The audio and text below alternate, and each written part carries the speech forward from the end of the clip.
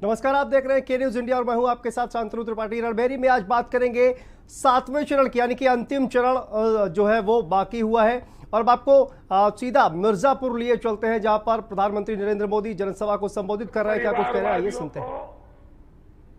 सिर्फ एक ही काम आता है, समाज को तोड़ो, लोगों को बांटो और सत्ता में आकर यूपी को।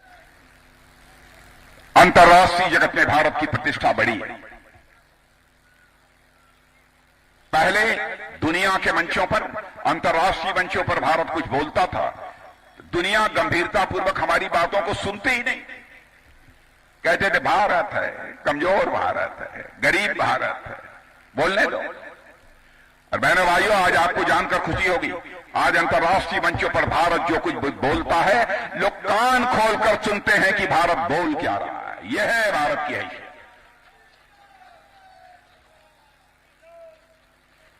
राजनीति केवल सरकार बनाने के लिए नहीं की जाती, राजनीति तो देश बनाने के लिए की जाती है बहनों भाइयों। और हम लोग राजनीति केवल सरकार बनाने के लिए नहीं करते हैं, हम राजनीति करते हैं तो देश बनाने के लिए राजनीति करते हैं। इसलिए हम केवल वोट बैंक की चिंता नहीं करते। पैसा कमाओ, जब चुनाव आ जाएगा वोट हम खरीद लेंगे। बहनों भाइयों, मतदाताओं की नीयत और ईमान को खरीदना चुनाव के दौरान जिन राजनीतिक पार्टियों के द्वारा कोशिश की जाती है, एक बहुत बड़ा अपराध है और इसे भारतीय जनता पार्टी कभी स्वीकार नहीं कर सकती। तमाशा बना दिया है लोगों ने राजनीति को। अब एक दिन आपने संसद में सुना होगा कि राहुल जी खड़े हो गए, अनाप शनाप जो बोलना था बोल दिया उन्होंने। कह दिया कि भारत और चीन के बीच जो युद्ध हुआ था सवा साल पहले गलवान घाटी में, लद्दाख में, उसमें भारत के सेना के जवान बड़ी संख्या में मारे गए और चीन के बहुत कम 3-4 मारे गए। और बहनों भाइयों, ऊपर वाले के दरबार में देर हो सकती है लेकिन अंधेर नहीं हो सकती। उसी समय ऑस्ट्रेलिया के खोजी पत्रकार ने, ऑस्ट्रेलिया के अखबार क्लेक्सान जिसका नाम था, पढ़े लिखे लोग वेबसाइट पर जा सकते हैं, देख सकते हैं, क्लेक्सान अखबार में खोजबीन करने के बाद उस ऑस्ट्रेलिया के पत्रकार ने यह लिखा, चीन जाकर, दूसरे देशों में जाकर, अन्य लोगों से बातचीत करने के बाद, कुछ अन्य तथ्य इकट्ठा करने के बाद मैं इस नतीजे पर पहुंचा हूं कि भारत और चीन की सेना के जवानों के बीच जो संघर्ष हुआ था गलवान घाटी में, लद्दाख की धरती पर, उसमें चीन के 38 से लेकर 50 सेना के जवान मारे गए। बहनों भाइयों, यह है भारत के सेना के जवानों का शौर्य और पराक्रम। 2,60,000 करोड़ रुपए खर्च कर गरीबों का चूल्हा जलता रहे, गरीब का बच्चे का पेट भरता रहे। 2 साल लगातार इस संकट की घड़ी में काम करता रहा है। भाइयों बहनों, जब गरीब मां ये कह रही है कि हमने तो मोदी का नमक खाया है, भाइयों बहनों, जब एक मां ये शब्द बोलती है, मेरे लिए वो शब्द नहीं होते हैं, मेरे लिए वो आशीर्वाद होते हैं।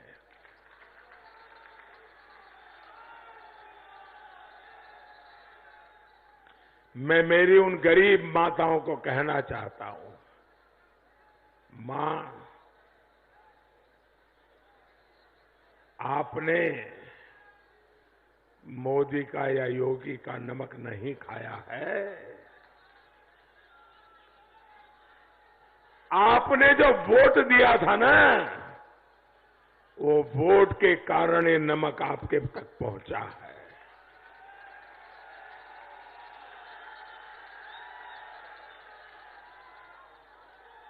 मैं मेरी गरीब माताओं बहनों को कहता हूं कि मां, नमक आपने नहीं खाया है, नमक तो आपका मैंने खाया है। और इसलिए मां, मैं आपने जो मुझे नमक खिलाया है, जीवन भर एक बेटे की तरह मां, मैं ये नमक का कर्ज चुकाता रहूंगा। तो मिर्जापुर से आप सुन रहे थे पीएम नरेंद्र मोदी को। इसके अलावा जौनपुर से जिस तरह से रक्षा मंत्री राजनाथ सिंह दोनों ही कहीं ना कहीं भारतीय जनता पार्टी के जो काम है उनको गिराने की कोशिश कर रहे थे। और यहाँ पर रुकते हैं बहुत छोटे से ब्रेक के लिए और ब्रेक के बाद फौरन हाजिर होते हैं। आप देख रहे हैं के न्यूज, खबरों का सारथी। भाजपा का संकल्प है गरीब बेटियों के सामूहिक विवाह में 1 लाख रुपए की आर्थिक सहायता मिलेगी। फिर से कमल का बटन दबाएं, भाजपा को जिताएं। आप देख रहे हैं के न्यूज, खबरों का सारथी। और ब्रेक के बाद एक बार फिर से आप सभी का स्वागत है। उत्तर प्रदेश में हो रहा विधानसभा चुनाव अपने अंतिम पड़ाव पर पहुंच गया है। 6 चरणों की वोटिंग के बाद अब राज्य में 7वें और अंतिम चरण का मतदान 7 मार्च को होगा। 7वें चरण में राज्य के कुल 9 जिलों की 54 विधानसभा सीटों पर वोटिंग होगी और राज्य में 6 चरणों में अब तक 403 सीटों में से 349 सीटों पर वोटिंग हो चुकी है। राज्य में पहले चरण का मतदान 10 फरवरी को और दूसरे चरण का 14 फरवरी को हुआ था। तो लगातार ये चरण चल रहे हैं और 9 जिलों की 54 सीटों पर मतदान होगा। आपको बता दें कि वो कौन कौन से जिले हैं जहां पर अंतिम चरण में मतदान होने वाला है। आजमगढ़, मऊ, गाजीपुर, जौनपुर, वाराणसी, मिर्जापुर, ये वो जिले हैं जहां पर मतदान हो रहा है अंतिम चरण में। और इसके अलावा गाजीपुर, चंदौली, सोनभद्र, ये वो जिले हैं जहां पर मतदान होना है। और 2017 में 7वें चरण की कुल 54 विधानसभा सीटों में से बीजेपी और उसके सहयोगी ने 36 सीटों पर जीत हासिल की थी, जबकि 11 सीटें समाजवादी पार्टी और 5 सीटें बीएसपी और 1 निषाद पार्टी को हासिल हुई थी। और आइए ग्राफिक्स के जरिए आपको बताते हैं कि किन विधानसभा सीटों पर मतदान होगा। सबसे पहले देखिए 7वें फेज की सीटों की अगर बात करें तो कतरौलिया, गोपालपुर, सगरी, मुबारकपुर, आजमगढ़, ये वो सीटें हैं। निजामाबाद, फूलपुर, पवई, दीदारगंज, लालगंज और मेहनगर, ये लालगंज और मेहनगर सुरक्षित सीटें हैं 7वें फेज की सीटों की।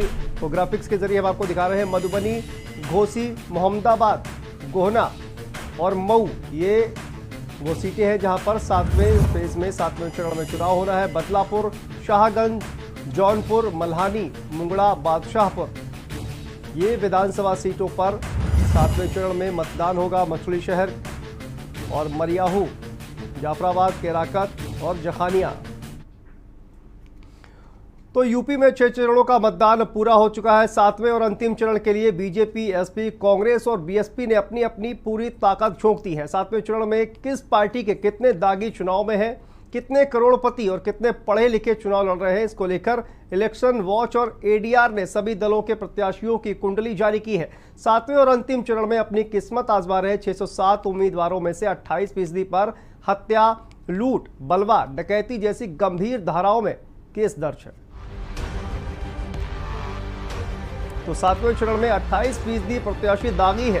607 उम्मीदवारों में से 170 प्रत्याशियों पर आपराधिक मामले, 131 प्रत्याशियों पर हत्या, लूट, बलवा, डकैती जैसी गंभीर धाराओं में केस दर्ज है। और समाजवादी पार्टी के 45 उम्मीदवारों में 26 प्रत्याशियों पर आपराधिक मुकदमे दर्ज है। तो बीजेपी के 47 में से 26 पर आपराधिक मुकदमे दर्ज है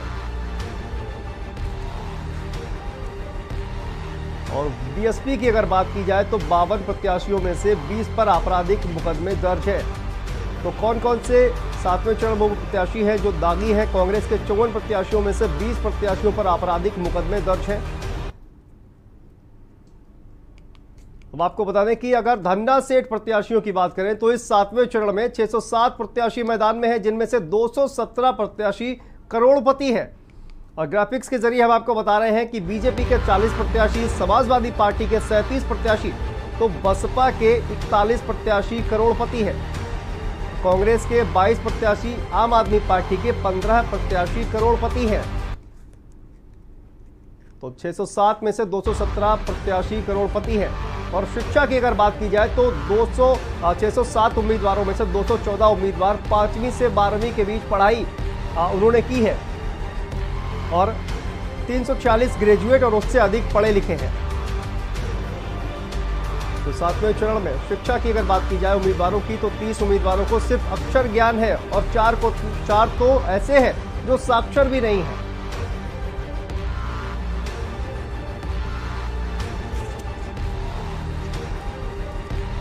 तो 7वें चरण के मतदान का जो चुनाव प्रचार है वो लगातार जारी है और हमारे साथ UP bureau chief Dinesh Tripathi ji लगातार हमारे साथ जुड़े हुए हैं। दिनेश जी, आपके पास आते हैं। अभी कुछ देर पहले आपने प्रधानमंत्री नरेंद्र मोदी को सुना, जिस तरह से वो जिक्र करते हुए नजर आ रहे थे नमक का, और इससे पहले वीडियो जो वायरल हुआ था जिसमें नमक का कहा जाए कि एक महिला कर्ज अदा करने की बात कर रही थी, लेकिन प्रधानमंत्री नरेंद्र मोदी ने जिस तरह से कहा कि हमने आपका नमक खाया है।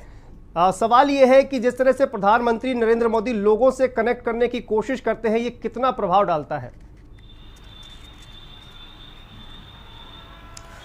जी बिल्कुल, प्रधानमंत्री नरेंद्र मोदी का ये कनेक्शन ही है, उनकी समझ ही है कि 2014 चुनाव हो या 2017 हो या फिर 2019, उन्होंने अपने चेहरे पे, मोदी के चेहरे पे ये तीनों चुनाव भारतीय जनता पार्टी ने जीत हासिल की है।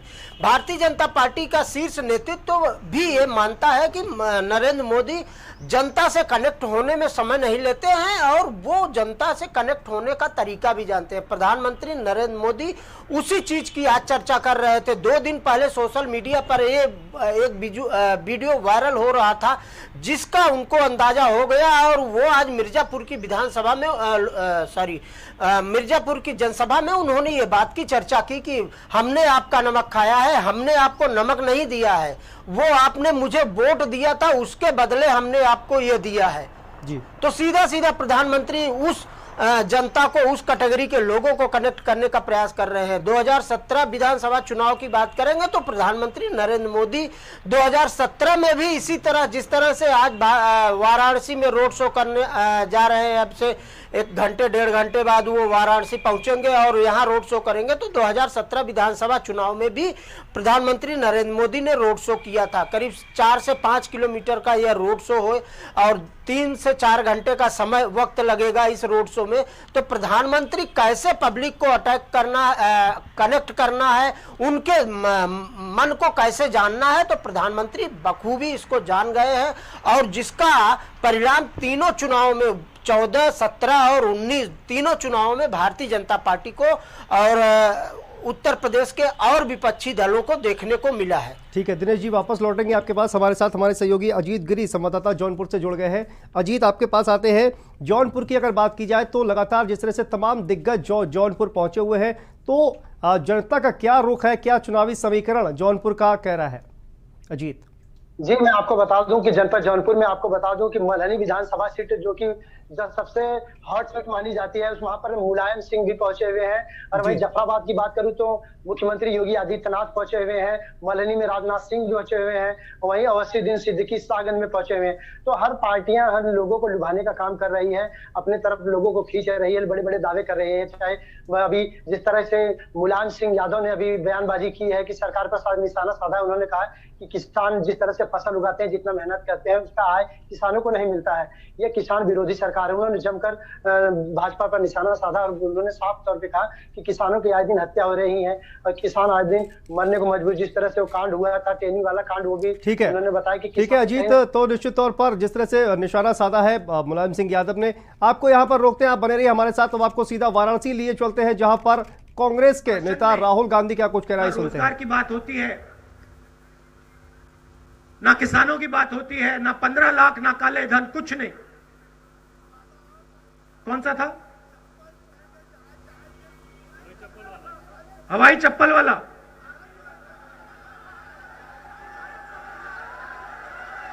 नहीं भैया भैया भैया, एक सेकंड, मुझे याद नहीं है कौन सा वायदा था ये। हवाई जहाज में बैठेंगे, हवाई चप्पल पहन के। भाई और बहनों, नरेंद्र मोदी जी ने कितने करोड़ रुपए का हवाई जहाज खरीदा? कितने का खरीदा? उसमें भैया यूपी के चप्पल वाले कोई नहीं बैठ सकते, वो अलाउ नहीं है। एसपीजी वाले घुसने नहीं देते। तो देखिए, प्रियंका ने कहा कि धर्म की बात करते हैं। प्रियंका ने कहा कि राजनीतिक पार्टियां आती हैं और धर्म की बात कर जाती हैं। ये जो धर्म है, हिंदू धर्म, ये क्या है? मैं आपसे पूछना चाहता हूं, जब हम शिव जी की बात करते हैं, भगवान राम की बात करते हैं, कृष्ण भगवान की बात करते हैं, महाभारत की बात करते हैं, रामायण की बात करते हैं, तो हम किस बात की बात करते हैं? किस चीज के बारे में हम बात करते हैं?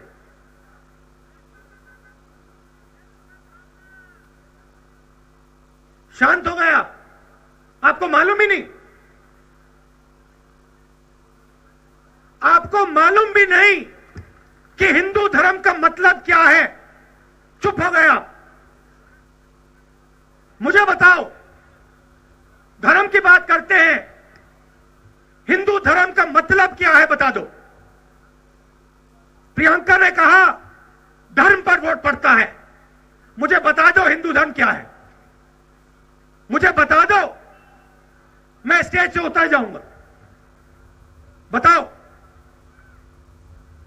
अगर आप नहीं बता पाओगे तो मैं बता दूंगा, मगर आप बताओ। पूरे देश में हिंदू धर्म की बात होती है, मुझे बता दो क्या है? भाई और बहनों, हिंदू धर्म सच्चाई है। हिंदू धर्म और कुछ नहीं है।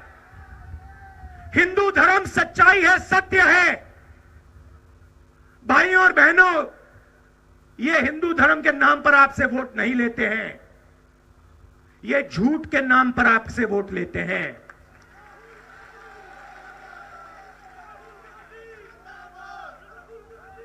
हमारे धर्म में कहीं नहीं लिखा, हमारे धर्म में कहीं नहीं लिखा कि देश की जनता के सामने जाओ, सामने जाओ और लाखों करोड़ों लोगों को झूठ बोलो। धर्म में कहीं नहीं लिखा, मैंने नहीं पढ़ा। मैंने महाभारत पढ़ी है, मगर मैंने यह नहीं सुना।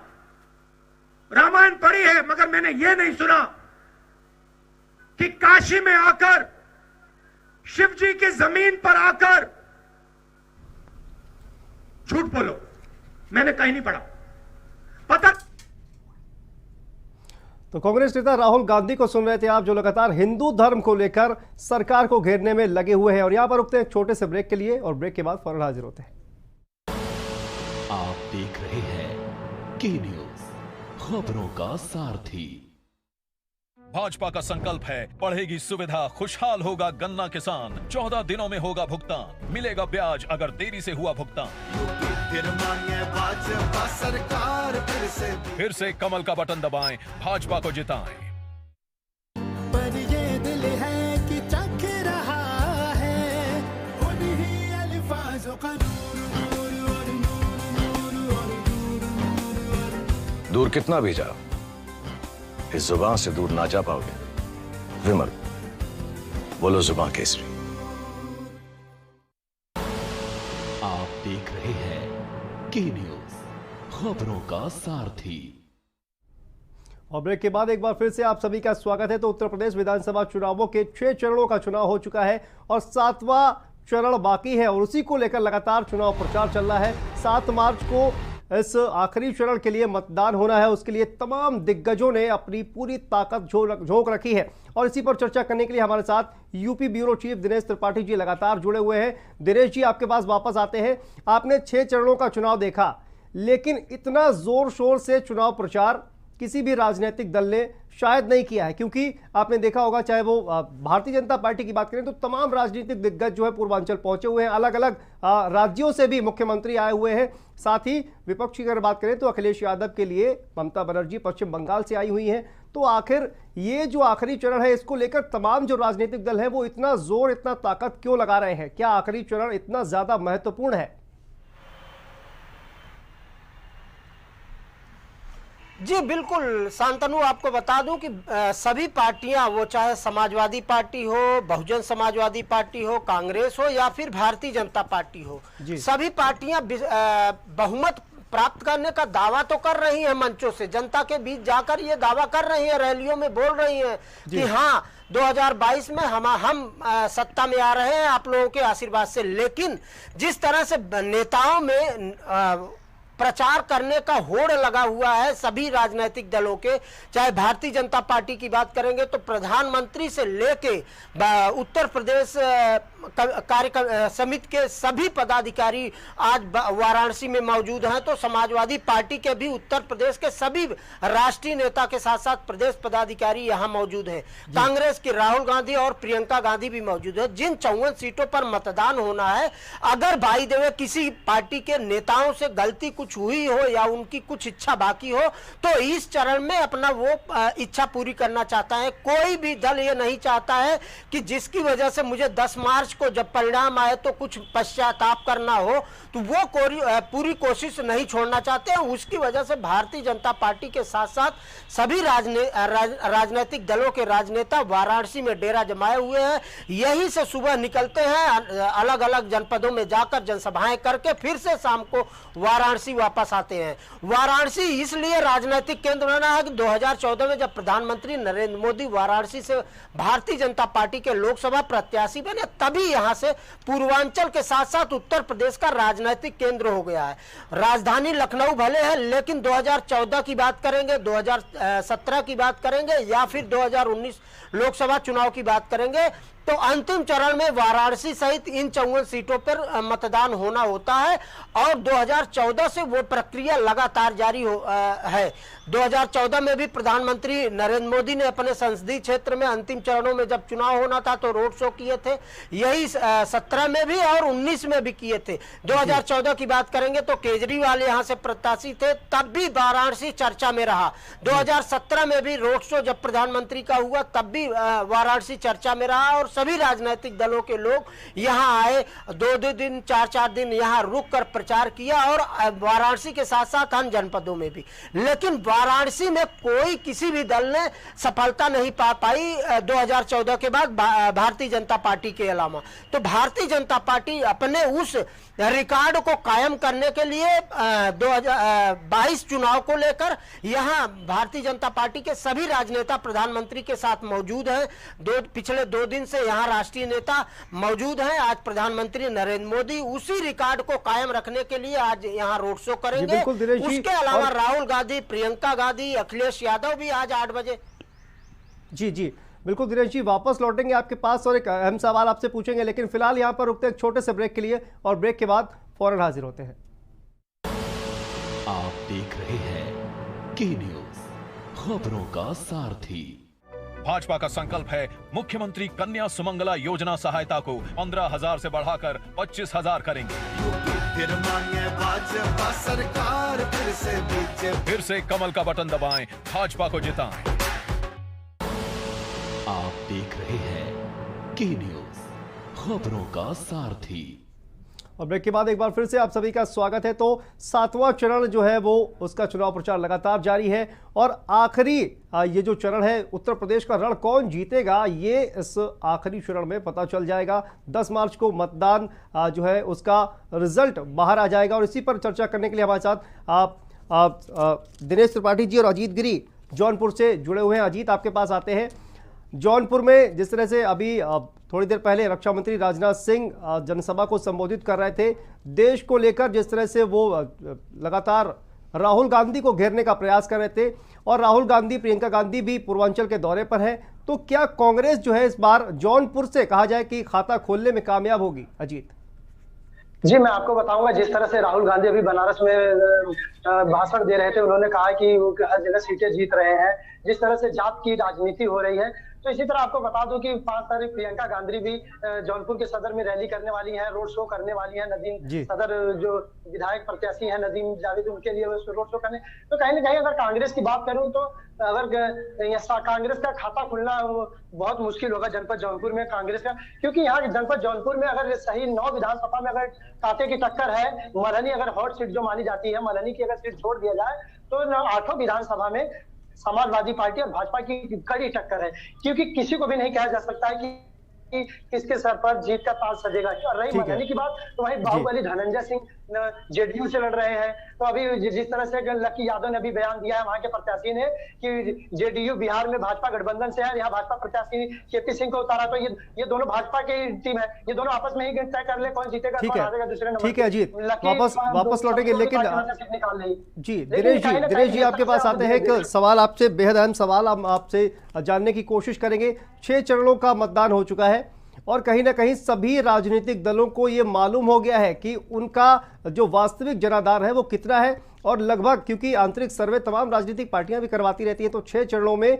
पार्टी की स्थिति क्या है, पार्टी कितने पानी में है, ये भी कहीं ना कहीं अंदर ही अंदर तमाम राजनीतिक दलों को मालूम हो गया है। और यही वजह है कि 7वें चरण में जो रही सही कसर है वो कोई भी पार्टी छोड़ना नहीं चाहती है, और इसीलिए जो तमाम राजनीतिक दल है उन्होंने पूर्वांचल में आखिरी चरण में अपनी पूरी ताकत झोंक रखी है। जी बिल्कुल शांतनु, आप सही कह रहे हैं कि कैमरे पर आकर नेता, सभी राजनीतिक दल के मुखिया ये दावे तो कर रहे हैं, विश्वास तो दिखा रहे हैं कैमरे पे कि हाँ भारतीय ये पार्टी जीत रही है, हम सत्ता में आ रहे हैं, लेकिन एक्चुअल स्थिति थे वो इंटरनल खूब अच्छी तरह पता है उनको।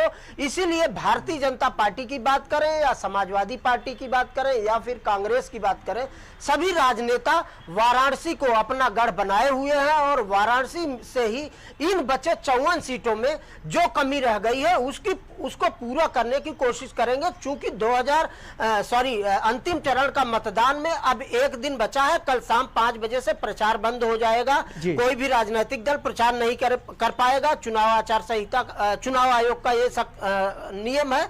अब उसके बाद इन आज और कल के इन दिनों में 54 सीटों पर जो भी कोशिश करनी है तो सभी राजनीतिक दल ये कोशिश पूरी कर लेना चाहते हैं। ठीक है दिनेश जी, समय की कमी है, आपसे चर्चा जो है वो आगे भी करते रहेंगे, लेकिन कहीं ना कहीं आपका कहना यह है कि 7वें चरण का जो है कल चुनाव प्रचार थम जाएगा और इसके बाद जो है कोई चुनाव प्रचार नहीं होगा।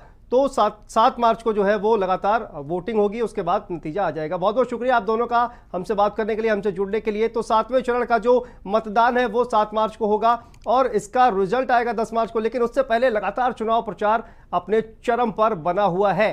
तो इस खास पेशकश में फिलहाल इतना ही, लेकिन खबरों का सिलसिला लगातार जारी है। आप देखते रहिए के न्यूज़ इंडिया। नमस्कार। इस कार्यक्रम के प्रायोजक करता है गोल्डी किचन किंग मसाले, जहां जाएं रिश्ते बनाएं।